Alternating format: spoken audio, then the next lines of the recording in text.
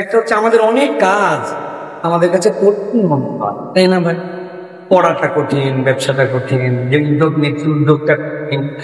তো আমি দুইটা দিকের কথা বলবো। উত্তম জীবন যেন আমাদের হয় আর আমাদের কাজগুলি যেন সহজ হয়, এটার জন্য নবী করিম সাল্লাল্লাহু আলাইহি ওয়াসাল্লাম দুটো দোয়া করতেন তার পার্সোনাল লাইফে। যখনই কোনো কাজ, আনাস রাদিয়াল্লাহু তাআলা বলতেন নবীজির কাছে মনে হচ্ছে এটা ডিফিকাল্ট। কিরকম? খন্দকের খনন করা হবে, যেটাতে লাফ দিয়ে শত্রুরা ভিতরে ঢুকতে না পারে, পুরোটাই পাথর, কতগুলো পাথর লোহার থেকে কঠিন, তাদের কাছে কাটার কোনো মেশিন নাই, তাদের সেই বানানো লোহার কুন্ডার গুলা দিয়ে এইরকম কঠিন কাজকেও নবীজি সহজ বানিয়ে ফেলেছে।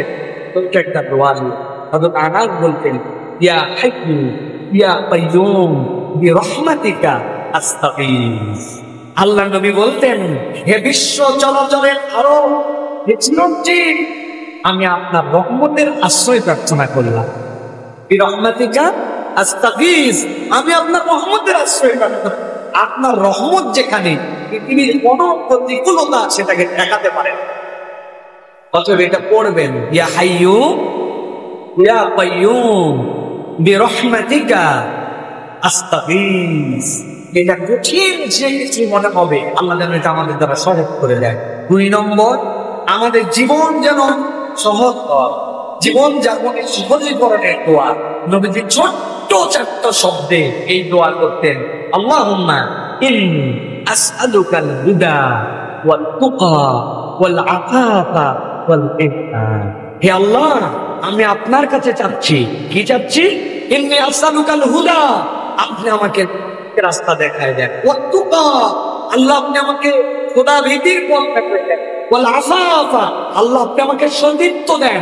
সতীত্ব মানে কি? পবিত্র জীবন আপনি আমাকে দান করেন। ওয়াল গিনা, আমার অভাব দূর করে দেন। অভাব নাই, পবিত্র জীবন, আল্লাহ ভীতি, আর আল্লাহ রাব্বুল আলামিন হেদায়েতের রাস্তায় রাখছেন। আর কিছু চাই? এক দোয়ায় সাহাবী বলছেন নবীজি সব চেয়ে ফেলছেন। সুবহানাল্লাহ।